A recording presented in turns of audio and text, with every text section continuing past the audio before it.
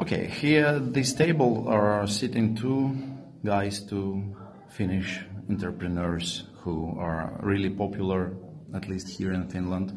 For me personally, they were like a huge secret, and when it's opened, I was amazed of who are these people.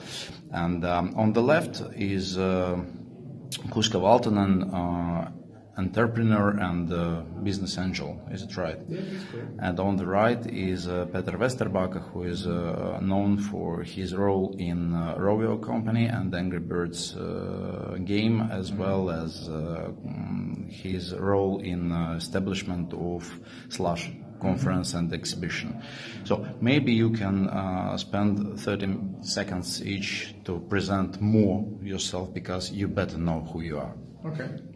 All right. So, Kustaa Valtonen, my name, working as a business angel. So, basically, investing my time, money into early stage companies, helping them to grow, and also doing some other projects, kind of out of personal interest and motivation. Maybe Peter, you next. Yeah, so I'm Peter Vesterbacka, and entrepreneur involved in many things. But yes, back in the day was one of the guys starting Slush in 2008, and then I was also the mighty eagle at Rovio and Angry Birds for many years. So working on that brand, and also been involved in establishing a few other kind of branded communities, if you will, Mobile Monday, the HP Bazaar, Startup Sauna, and so on. So I've been involved in a few initiatives here and there. Okay, and the most loud, let's say, initiative known for me personally is your project on a tunnel from Helsinki to Tallinn, which most likely will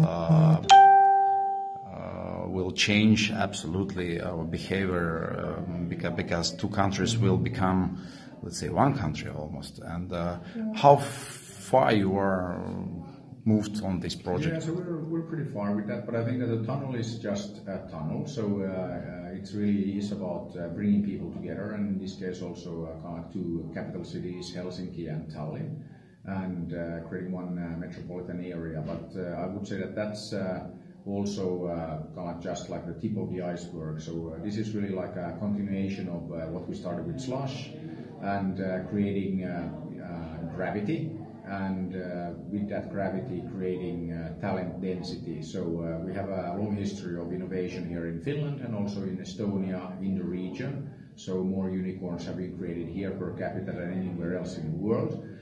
Just look at Estonia with 1.3 million people for unicorn companies, so that's pretty good.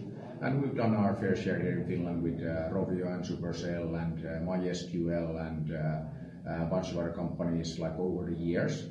So we really want to enable the future growth and make sure that we can attract global or talent globally, and of course creating something that will be much more interesting than any of the other hotspots of entrepreneurship and innovation like around the planet. So the tunnel is just a tunnel, but we're building something that is much bigger. And to answer your question specifically, so where we are with the tunnel, currently we are going through the environmental impact assessment processes. So we have started that in Estonia. We are starting that first days of January in Finland, and we work with the ministries of both countries to synchronize those environmental impact assessments at an international level. Do you have support from both countries? We have massive support from both countries, both prime ministers already when we have the joint session of the Finnish and Estonian governments. Actually, it was the first joint session ever, 7th of May this year. And we're kind of celebrating the fact that Finland turned 100 last year, Estonia and all the Baltic countries actually 100 this year. So part of that celebration there was a joint session, and then after that the prime ministers had a press conference, and they said that there is full support from both governments for making the tunnel happen, as it is one of the most, if not the most important kind of infrastructure and development projects in our two nations. and also at the same time they made it very clear that there is no budget available in Finland or Estonia, and the EU has made very clear that they are not paying for it either. So both governments, both prime ministers are supporting doing this as a private project. Okay, this project sounds really ambitious. That's why the first parallel, which is in the people's minds, that you are both like European Elon Musks.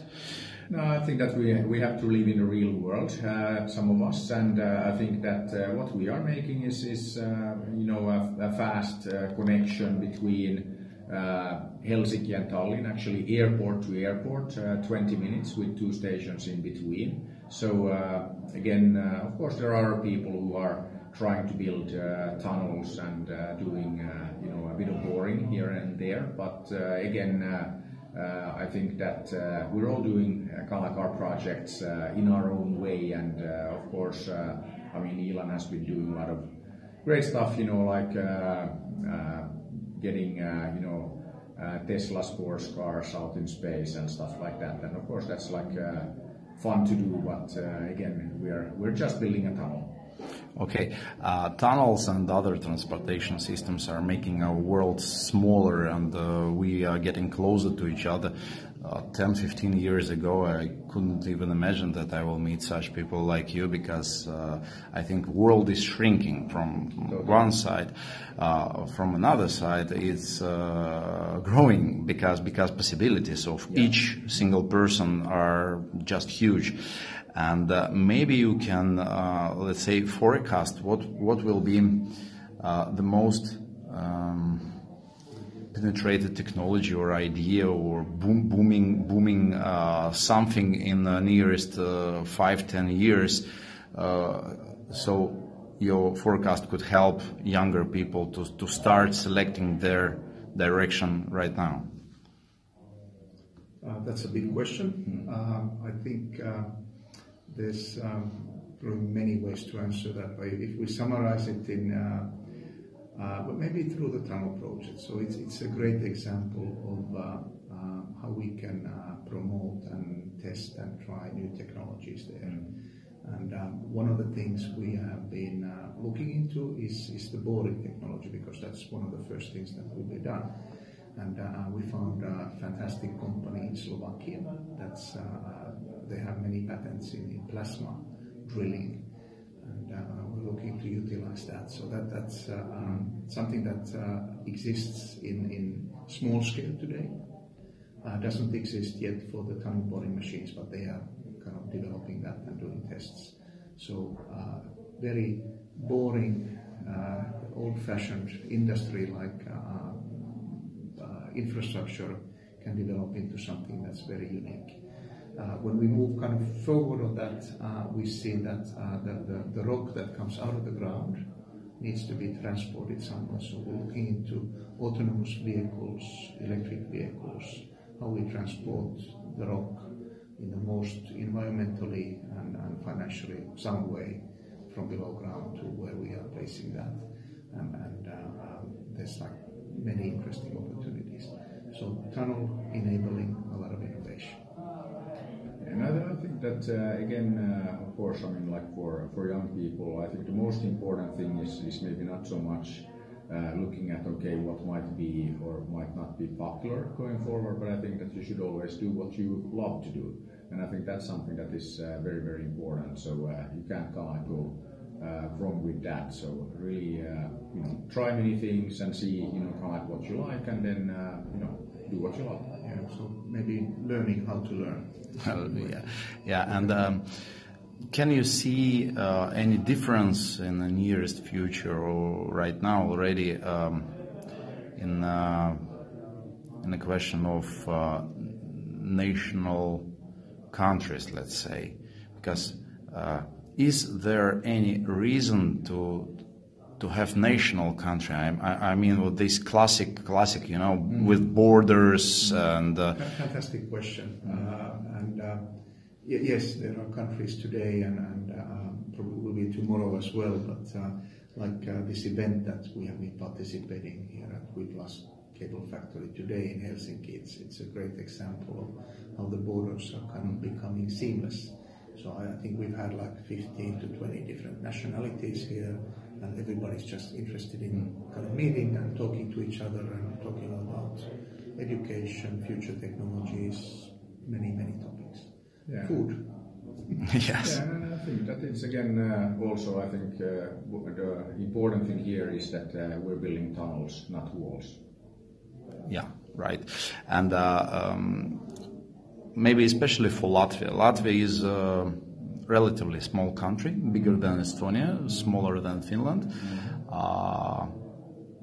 Since it's, let's say, bordered with Lithuania on one side and Estonia on another side, it's backed with Russia on the east and the sea on the west. We don't have, like, every country in Europe thinks it is a geographical center of the Europe. Latvia as well.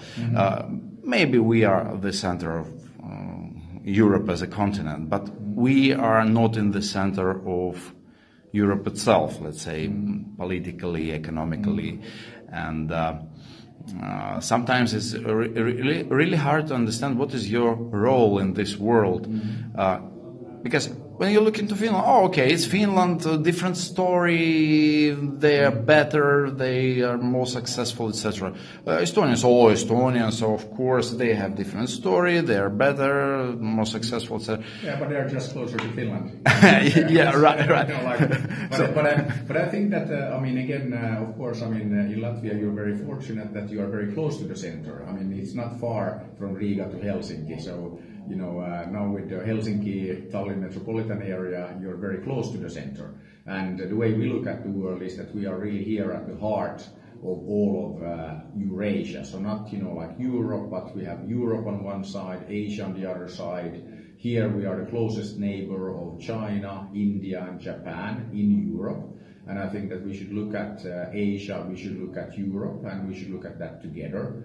And it's a massive market, it's a massive opportunity, there's a lot to do. I mean, 5 billion people, 70% of the world's population right here around us. And I think when you look at it this way, Latvia, Riga, you know, very, very central. And I think that also this is a matter of kind of like perspective. So how do you look at things? Of course, you can look at this as being kind of like at the periphery and, you know, Riga and Latvia far from everywhere, but I don't think that is true. I think that you are also, just like us here in Helsinki-Tallinn metropolitan area, we are very central. You are also very central when you look at the world, you know, far enough away.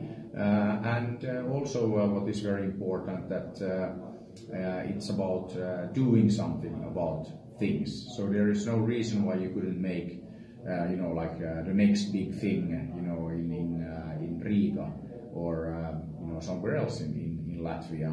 I don't think that there is like any reason at all. And the world is, of course, a big place, but it's also a very small place, and it's very easy to go anywhere. It's very easy to get your products anywhere, especially if we're talking about your more like virtual kind of products, digital products and services.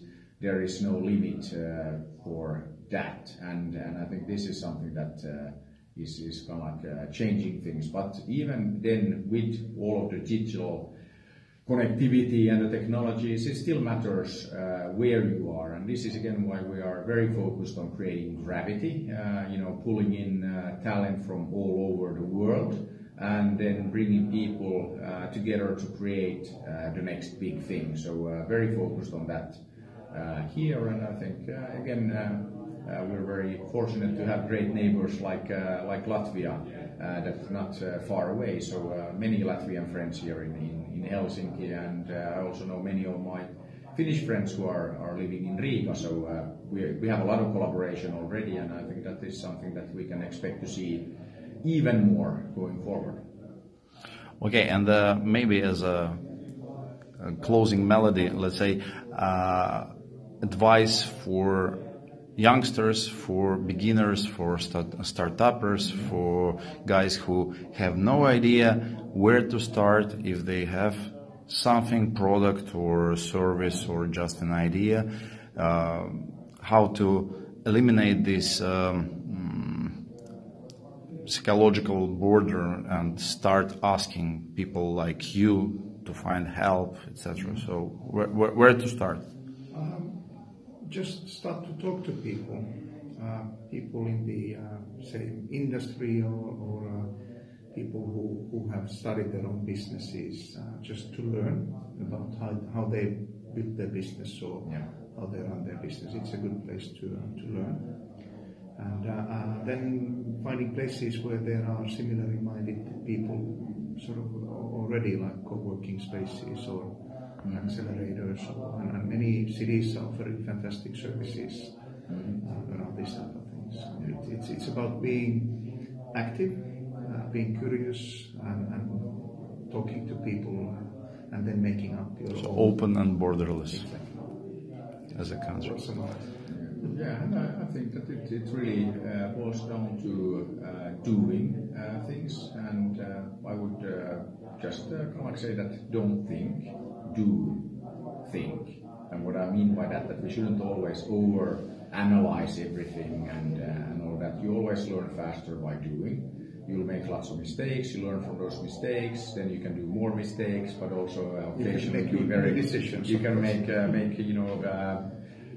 good, like success as well. So I really think that, it's about going out there and getting stuff done.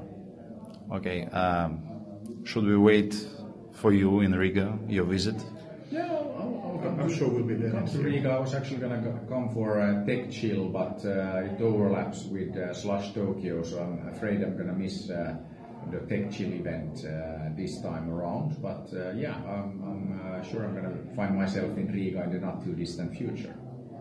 Okay, thank you very much for your time and let's say consultation and advices. Hey, thank you.